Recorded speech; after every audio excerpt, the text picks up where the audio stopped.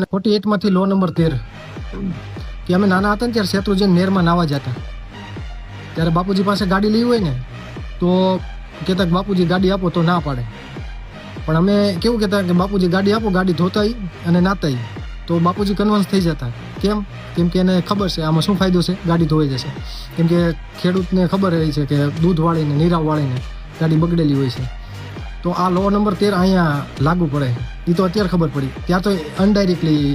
અને આપણે આ જીવનમાં ઘણા એવા લો હોય પણ અનડાયરેક્ટલી આપણે ક્યારેક ઉપયોગ કરતા હોય, પણ ક્યારેક વાંચનમાં આવે ત્યારે આપણને ખબર પડે છે કે હા, કે લો નંબર 13માં શું વાત કરીશ કે મદદ માંગતી વખતે તમે બસ કૃતજ્ઞતા નહીં કે આભાર તું મારી ઉપર કૃપા કર, તું મારું કામ કરી દે, નહીં, પણ એમાં સામેવાળાનો શું ફાયદો છે એની વાત કરવી જોઈએ.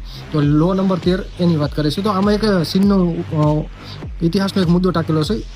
એમાં મંગોલનો રાજા ચંગેઝ ખાન છે એ ચાઇના ઉપર હુમલો કરવાનો હોય છે, પણ ચાઇનાની સંસ્કૃતિ એક એલું કરીને જે વિદેશી હોય એને બહુ ગમતી હોય છે, એને બચાવવા માંગતો હોય છે. તો ચંગેઝ ખાનને ડાયરેક્ટ જઈને કહે છે કે તમે એની પર હુમલો ન કરો.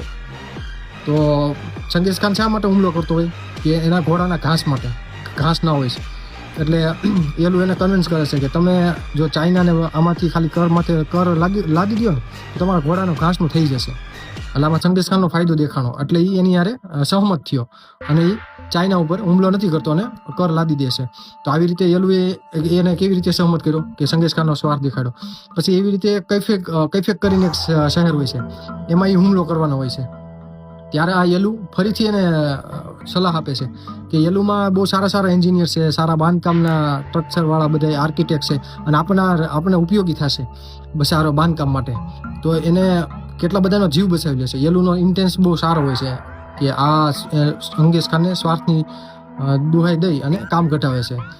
તો આ રીતે તમે કામ ઘટાવી શકો. કોઈ પણને મદદ માંગતી વખતે એનો ફાયદો શું છે એ એને જણાવ્યો તો એ એમાં સહમત વધારે થાય, બાકી તો ટાળી દેશે કે નહીં કરે. એટલે તમે કોઈ પાસેથી પૈસા લ્યો છો કે ભાઈ તું મને 1000 રૂપિયા દે, હું તને 50 વધારે આપીશ, તો એ સહમત થઈ જશે. તો 13 નંબરનો સારાંશ ખાલી એટલો કે મદદ માંગતી વખતે તમે સામેવાળાનો શું ફાયદો છે એ કયો તો તમારું કામ થઈ જશે. તો આ તો લો નંબર 13. અને મારી સાથે જોડાયેલું રહ્યો. હજી આપણે આગળ 14મો લો જોઈશું અને હજી આપણે અત્યાર સુધીમાં 13 લો જોયા છે. હજી આપણે 48 લો જોવાના છે. તો જોડાયેલું રહ્યો મારી સાથે.